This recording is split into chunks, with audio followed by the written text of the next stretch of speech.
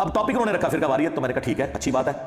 और उसके जो एंकर है वो भी मासूम आदमी है, फिरका वारियत से निकला हुआ है, अगरचे वो इहसान ज़हीर साहब का नवासा है, और वो जो दो गले फाड़ने वाले भाई हैं ना लाहौर के वाबियों के, वो उसके मामू हैं।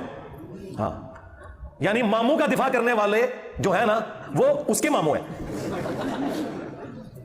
तो मैंने कहा ठीक है, वो डॉक्टर भी है, दुनियावी तौर पे पढ़ा लिखा है और दीनी इल्म भी है, लेकिन अभी उनको तजर्बे की जरूरत है। आपने देखा कि उस पूरे प्रोग्राम में सिर्फ शुरू के मुझे 3-4 मिनट उन्होंने दिए और फिर पूरा प्रोग्राम उसी पे आगे चला है। देखा ना आपने, बीच में 3 या 4 दफा मेरी बारी आई है और वो भी सेकंड्स के लिए। और आपने देखा जितनी बार वो मुझसे सवाल करते थे तो सारे उलमा इकट्ठे होकर उसमें कूद पड़ते थे सवालों में कि ये, और वो जब मुझसे पूछता था फिर वो बोल पड़ते थे इससे पहले कि मैं जवाब दूं, क्योंकि उन्हें पता था ये देखें कितनी बेईमानी है। ये आप स्टूडियो में होने का नाजायज फायदा उठा रहे हो।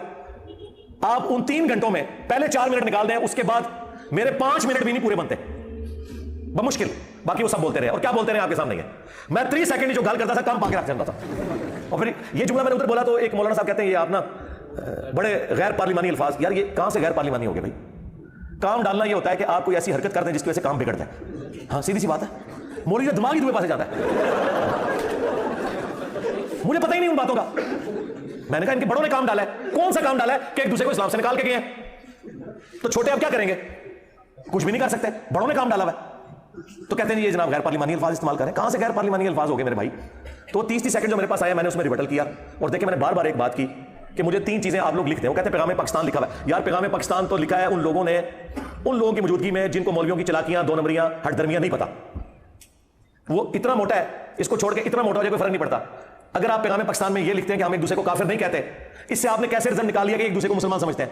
वो ये कहते हैं हम नहीं कहेंगे, काफिर रहने पर कमांगे नहीं, लड़ाई ना पवे। समझ आई? ये फर्क देखा आपने? तो मैंने कहा था फिर जुमला उस तरह लिखे, उसको वो क्या रंग दे रहे हैं आपकी मर्जी से लिखा। भाई किसी भी लेमैन से पूछे वो यही डिमांड करेगा आपसे। यार आपके बड़ों ने जब इस्लाम से निकाला था तो मेरी मर्जी से निकाला था, काम तुम्हारे बड़ों ने डाला है कि उन्होंने इस्लाम से निकाला है। तो जिन जिन जुमलों से उन्होंने इस्लाम से निकाला था ना, उन्हीं जुमलों में तुम्हें छोटो हो तो अपने बड़ों के करतूतों में माफी मांगनी चाहिए ना। ये डिमांड गलत है। अगर अल बरेलविया किताब में इहसान ज़हीर ने अहमद बरेलवी साहब को यह लिखा कि ये सुन्नियत की आड़ में राफ़ज़ी अक़ायद फैला रहा था और कुफ्र अक़ीदा मंसूब किया कि वही जो मुस्तवी अर्श था खुदा होकर जमीन पर उतर पड़ा मुस्तफ़ा होकर, ये बरेलवियत के खाते में अक़ीदा डाला, तो इससे बड़ा कुफ्र क्या होगा? तो इस कुफ्र से जब तुम लोग तौबा करवाओगे तो कहोगे ना कि हमारे बाबे ने कुफ्र का फतवा गलत लगाया था, तो हम रुजू करते हैं। कहते नहीं उनको छोड़े आगे चले। आगे कहां से चले? अगर अहमद बरेलवी साहब ने कहा कि अहकाम शरीयत में कि देवबंदी, अहले हदीस, शिया और कादियानी काफिरों को साथ जिक्र करके कहा कि ये 1,00,000 दफा भी अल्लाह का नाम ले ज़बिया हराम रहेगा, ये मुर्तद है, वाजिबुल कत्ल है, काफिर है। मुर्तद काफिर से भी अगली डिग्री है कि जो इस्लाम छोड़ चुका हो। अलबत्ता यहूद और नसारा का ज़बिया हलाल है, यहूद और नसारा को ये बड़ा लाड करते हैं। तो ये आला हज़रत ने जब लिखा है तो बरेलवियों का काम है ना कि इसको उलट करके पैगाम पाकिस्तान में लिखे। ये डिमांड मेरी गलत है? खुद बताएं।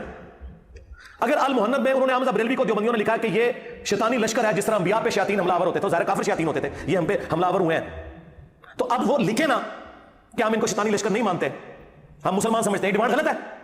अगर अहले हदीस को अल मुहन्नद में लिखा देवबंदियों ने खवारिज की जमात है, तो आप कहें ना कि हम इन्हें मुसलमानों की जमात मानते हैं। ये डिमांड गलत है। कहते नहीं आपकी ख्वाहिश, मैंने तो मासूम सी ख्वाहिशात की थी, एक दूसरे को मुसलमान कहते। नंबर 2 कि एक दूसरे के पीछे नमाज दुरुस्त है, और नंबर 3 जो इनके लिए ज्यादा मौत है कि चंदा एक दूसरे को दे सकते हैं, हाय जिसमें इनकी जान है। और मैंने कहा था टाइम क़यामत तक है, जिस दिन ये तहरीर सामने आ गई मैं अपने ऑफिशियल पेज से शेयर करवाऊंगा, और वो तमाम वीडियोस जिसमें मैंने आपके बुजुर्गों की गलतियां हाईलाइट की थी ना, वो मैं डिलीट कर दूंगा। ये कागज आना चाहिए सरकारी सतह पे, एडोब फोटोशॉप में बना के ना भेज देना। हाँ, इसलिए मैं इसके साथ जोड़ूंगा कि वीडियो में भी आके आपके बड़े कहें, और बड़े वो जिनकी श्रेय है आवाम के अंदर, और इन अल्फाज के साथ कहें। ये चलाकी बड़ी करते हैं, पता क्या कहते हैं? अगर कोई बरेलवी शिरक ना करता हुआ तो वो मुसलमान है। हम देवबंदियों को भी मुसलमान समझते हैं, बरेलवियों को भी समझते हैं। जा दफा हो जा, आज के बाद अब दीन की बात ना कर। जा, तेरे इस चैलेंज का भी जवाब देता हूं। कोई बरेलवी हो, कोई देवबंदी हो, कोई अहले हदीस हो, अगर उन्होंने अल्लाह की जात के साथ शिरक न किया होगा, अपने गुनाहों को भुगत के जन्नत में चला जाएगा। और बरेलवी कहेंगे अगर कोई अहले हदीस गुस्ताखे रसूल ना हुआ तो, अगर कोई देवबंदी गुस्ताखे रसूल ना हुआ तो, एडी शर्त लाने देना, उसका मतलब होता है कि ए चुके ए नहीं ने या ए है ने, लिहाजा फतवा वो वाला लगेगा। तो इसलिए मैंने कहा था गैर मशरूत, आपने सुना उसमें गैर मशरूत, और वो आखिर वक्त तक तैयार नहीं हुए इसके ऊपर कि हम ये तहरीर लिखवा सकेंगे। इसका मतलब है कि वो मानते हैं। और देखें मासूमियत कितनी है कि वहाबियों के मौलाना साहब बैठ के कह रहे हैं हमारा तो बरेलवियों के साथ इल्म गैब पे कोई इख्तिलाफ ही नहीं है। हाय मैं सदके जावा, मेरी नफरत किस तरह पाई पाई बने जे। तो इसके जवाब मैंने कहा था शाह साहब जब आप यहां से निकलेंगे ना, आपकी अवाम और आपके मौलवी आपको जवाब देंगे। ये शाह साहब इनके बड़े उलमा में से मैं बड़ी इज्जत करता हूं, क्योंकि वो हमारे उस्ताद मौलाना इस्हाक साहब से बड़ी मोहब्बत करते हैं, और खिलाफत और मलूकियत के हवाले से उनका वही स्टांस है जो हमारा है, अगरचे वो पब्लिकली उस तरह बयान नहीं करते। ज़ियाउल्लाह शाह बुखारी साहब हाफिज़हुल्लाह ताला, लेकिन वो बड़ी कदावर शख्सियत है, इस वजह से अहले हदीस उनके साथ वो करते नहीं। सैकड़ों मदरसे मसाजिद उनके अंडर है, बजट उनके पास बहुत अट्रैक्ट सऊदीया से आता है। लेकिन उन्होंने मुझसे जस्ट एक मुलाकात की तो अगले दिन उनको क्लैरिफिकेशन की एक वीडियो रिकॉर्ड करवानी पड़ी आज से कुछ साल पहले, क्योंकि अपने मौलवी उनके ऊपर टपक पड़े, वही लाहौर के जो गले फाड़ने वाले कि शाह साहब केड़े बाहर टुर पे हो तुसी, ठीक है। तो इनकी हालत यह है, एक दूसरे का दिफा कर रहे हैं। और देखो बरेलवी बैठे हुए मासूमियत से कह रहे नहीं हम तो अहले हदीसों को कुछ नहीं काफिर कहते ना देवबंदी को कहते हैं। तो वो उसामुल अरमैन किसने लिखी थी, जिसमें आला हजरत ने उलमा देवबंद को और उनके कुफर में शक करने वाले को भी काफिर डिक्लेयर किया हुआ है और लिखा चौथा फिरका वहाबिया शैतानिया, ये शैतान लईन के पैरोकार हैं, जिस तरह रवाफिज शैतान अत्ताक के पैरोकार हैं। ये मैंने आला हजरत से गन पॉइंट पे लिखवाया था। कहते हैं जी ये मसले दफन हो चुके थे, इंजीनियर साहब ने निकाले। यार अगर मैंने उसामुल अरमैन, अल बरेलविया और अल मुहन्नद किसी कुएं से किसी गार से दरियाफ्त करके उम्मत में आग लगाई होती तो आपकी बात दुरुस्त थी। आपकी तो ये टेक्स्ट बुक्स हैं। पापा जानी जो सबसे नरम आदमी है पाकिस्तान में, दावत इस्लामी वाला, जिसको कई सालों से पाकिस्तान की सबसे पुरअमन जमात डिक्लेयर किया गया, उन्होंने भी अपने मुरीदों को कहा है कि मेरा मुरीद वो है जो उसामुल अरमैन को पढ़े और इस पे अकीदा रखे, जिसमें देवबंद अहले हदीस शिया सबको काफिर लिखा हुआ है। अंदाजा करें। तो बातें मुझे कर रहे हैं, तो मैं इस टॉपिक की वजह से एग्री किया था। बहरहाल वो जो थोड़ी सी मेरी गुफ्तगू है उससे कम से कम वो जो मैं कहता था ना गर्म तौलिया इनके मुंह पे फेरा जाए, वो अल्लाह के फजल से जो मैंने फेरा वो नकाब इनका उतर गया आप लोगों के सामने। और अब ये बिल्कुल पर्ची आपने ठीक भेजी मुझे, और वल्लाह अगर आप ये पर्ची ना भेजते मैंने बोलना भी नहीं था, वरना तो सबसे बड़ा करंट अफेयर तो ये था आज कि पिछले हफ्ते मेरी रिकॉर्डिंग हुई है, मैंने उसे वेल लेफ्ट किया। मैंने कहा ठीक है वो अवाम खुद फैसला करेगी कि मैंने क्या उसमें बयान किया और उनके साथ क्या हुई। तो इस टॉपिक की वजह से मैं एग्री किया था अल्लाह के फजल से। और दूसरा जो जीटीवी में मेरा प्रोग्राम हुआ इमाम हसन अलैहिस्सलाम पे, वो देखें जनाब, इनकी क़यामत तक नस्लों के कानों से धुआं निकलेगा। जो मैंने सुलह हसन के हवाले से इन्होंने धोखे दिए हुए थे कि अली जंग पसंद था और हसन सुलह पसंद था, और झूठो तूने आधी हदीस बुखारी से बयान की मेरा ये बेटा सैयद है। उसके स्टार्ट में लिखा था इमाम हसन 40,000 का लश्कर लेके मुआविया से सिफीन पार्ट 2 लड़ने गए हुए थे। वो हजरत अली की रूह ने नहीं लश्कर निकाला हुआ था, इमाम हसन लीड कर रहे थे। सुलह की ऑफर उधर से हुई थी, और सूरह अनफाल में है कि काफिर भी सुलह ऑफर करें जंग में तो आपने कबूल करनी है। ये सुलह अगर हजरत अली को हजरत मुआविया ऑफर करते तो वो भी कबूल कर लेते।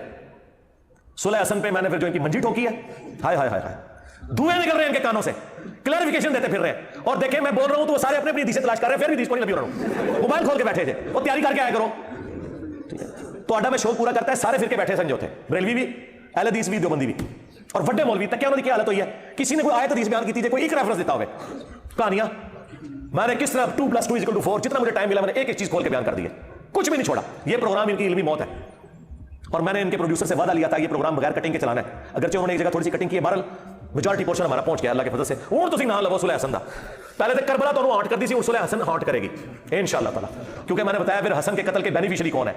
हसन को जहर किन लोगों ने दिलवाया, किन लोगों ने हसन पे झूठ बांधा कि 120 शादियां उसने की हुई थी, नाऊज़ु बिल्लाह।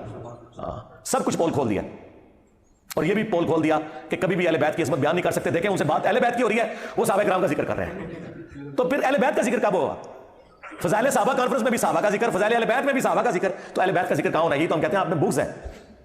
और मैंने फिल बदी 9 हदीसें और 3 आयात और उनके कॉन्टेक्स्ट में टोटल 12 का पैकेज मैंने 4-5 मिनट में बयान कर दिया। और उसके बाद जो ये सुलह हसन पे और बाकी सारी गुफ्तगू मैंने जो की वो आप यूट्यूब पे जाके देख लें। इसके बाद ये कोई काबिल है कि बैठ सके दोबारा? और मैंने बता दिया सुलह हसन मनसूख होगी। सुलह होती है जब आप उसकी शर्त तोड़ दें, खत्म। उसी दिन टूट गई जिस दिन अपने बेटे को नामजद किया, और आखिरी समझ लें जो थोड़ी बहुत कुछ शराफत बची हुई थी ना, तो वो करबला के बाद वो भी खत्म हो गई। आज सुलह हुदैबिया भी मनसूख और सुलह हसन भी मनसूख हो चुकी। और बाकी मैंने कहा था कि अगर आप मुझसे ज़्यादा प्रोग्राम करना चाहते हैं ना, तो बोलते ना उलमा के कर ले हमारे साथ मामू के ऊपर प्रोग्राम। तो मैंने कहा मैं बुखारी मुस्लिम से साबित करूंगा जो जो इन्होंने शराइत मानी थी उनकी धज्जियां किस तरह बखेरी, एक एक चीज बुखारी मुस्लिम से बताऊंगा। तो करें ना प्रोग्राम। अब ये डरे में और ये उल्टा फोन करके कहते हैं इंजीनियर को ना बुलाओ। मुझे बताएं मैं इस चीज का मोहताज हूं कि मैं इन प्रोग्रामों में जाऊं, या ये प्रोग्राम मोहताज है? इनके मजहबी प्रोग्रामों की रेटिंग जो है ना 200-250 से भी ऊपर नहीं जाती, 1000 तो छोड़ दें। आप पुराने देख ले सारे निकाल के, और मेरा छोटा सा क्लिप आ जाए ना इनके चैनल के ऊपर लाखों पे चली जाती है व्यूशिप। और याद रखिएगा चैनल्स को मौलवी नहीं चाहिए, व्यूशिप चाहिए। हाँ, मौलवियों से लोग आवाज़ार हुए हैं, कौन सुनता है यार इनकी बातें, कहानियां करवाते हैं, ना कोई आयत ना कोई हदीस। तो इसलिए ये जो इस तरह की टीवी प्रोग्राम है ना, इन्होंने मेरा वो मसला हल कर दिया जो मेरे स्टूडेंट्स ने मेरे ऊपर गन तानी हुई थी ना, बहन क्यों नहीं मौलवी लो बैग आ जाए ताकि लोग क्या जाना था। हाँ, फिर मेरे सर की कीमतें ही रखनी है इन्होंने। वो खुद कत्ल करे अपनी जज्बा ईमानी पर, मैं उसको 5 लाख रुपए इनाम दूंगा। 5 लाख रुपए का इनाम का ऐलान करते हैं जो मिर्जा जेलमी को कत्ल करेगा। 100% मैं ऐलान करता हूँ, 100% मैं ऐलान करता हूँ, क्योंकि उन्हें पता है हम फेल हो चुके हैं, इसका इलाज ही कोई नहीं है। तो अल्लाह के फजल से इस प्रोग्राम ने आपको बता दिया कि ये कोई मुखलिस नहीं था उम्मत के लिए, बिल्कुल कहानियां करवाते हैं, झूठ बोलते हैं। 3 शराइत नहीं पूरी कर सके कि नंबर 1 सारे फिरकों को मुसलमान के इनके पीछे नमाजें पढ़ने का, नंबर 2 और नंबर 3 चंदा देने का। और फिर मैंने उसमें साथ एक कुरालरी रखी थी कि इसका प्रैक्टिकल सबूत ये होगा कि आप लोग एक दूसरे की मसाजिद में जाके उनकी जो नुमाइंदा मसाजिद है उनमें नुमाइंदा उलमा नमाज पढ़ाएंगे। यानी कि मेरी डिमांड है कि तौसीफ राशदी साहब दावत इस्लामी के आलमी मरकज में जहां बापा जानी बैठते हैं वहां नमाज मुझे पढ़ा के बताएं। टाइम क्या मत तक। और इलियास कादरी साहब रायविंड मरकज में मुझे नमाज पढ़ा के बताएं। हाय हाय हाय, सदके जावा, फिर मैं मनाऊंगा। इतादे उम्मत हूं। अच्छा, जब ये बात करें इनको भी पता पूरी नहीं हो रही, कह रहा है देखो जी शर्ता रखता है। भाई मैं प्रैक्टिकली जाहिर है, तो चेक करेंगे तो तरीका है ना। ये क्यों कह रहे हैं कि आटा गूंदे हिंदी क्यों है? हाँ, टेस्टर उसी तरीके से लगेगा जो तरीका है, क्योंकि आपके जो टेस्टर है ना उनमें मौलवियों की 2 नंबरियां नहीं पकड़ी जाती। ये पकड़ने का तरीका मुझे आता है। हाँ, मैंने कहा था ना, लिख के दे कोई कि हमारे मुखालिफ फिरके जिन अकीदों पे हैं, इन्हीं अकीदों पे ये मर गए बगैर किसी शर्त के अगर शिरक ना करता हो, अगर गुस्ताखी से, ये नहीं लिखना, जिन अकीदों पे है इन्हीं पे मर गए तो ये जन्नत में चले जाएंगे। क्या मतलब कोई नहीं लिख के देगा, नॉट एट ऑल। हाँ, हमें देख लें, हम कहते हैं तमाम फिरके बरेलवी, देवबंदी, अहले हदीस, शिया, इनके सारे ऑफशूट्स, हनफी, शाफी, मालिकी, हंबली, इस्नाशरी, ज़ैदिया, इस्माइलिया, ये सब के सब मुसलमान हैं। अपनी तमाम गलतियों के बावजूद इन पे अल्लाह ताला ने क़यामत के दिन चाहा तो गिरफ्त फरमाए और चाहा तो ना फरमाए, अल्टीमेटली इन्होंने जन्नत में एक दिन चले जाना है इंशाअल्लाह ताला। हम इस्लाह की कोशिश जरूर करते हैं। इन सब के पीछे नमाज़ें पढ़ना दुरुस्त है, इन सबको चंदा देना दुरुस्त है। कोई अलग से नमाज के लिए मस्जिद हमने नहीं बनाई, कोई चंदा बुक नहीं बनाई, कोई मदरसा नहीं बनाया। देख लें, ये हमारे अंदर हौसला है अल्लाह के फजल से। ये सारी की सारी कहानियां इनकी आपको ट्रक की बत्ती के पीछे लगाया हुआ इन्होंने, और कुछ नहीं है। सल्लु अला मुहम्मद व आलि मुहम्मद, अल्लाहुम्मा सल्लि अला मुहम्मद व अला आलि मुहम्मद व अस्हाबि मुहम्मद व अज़वाजि मुहम्मद अजमईन इला यौमिद्दीन।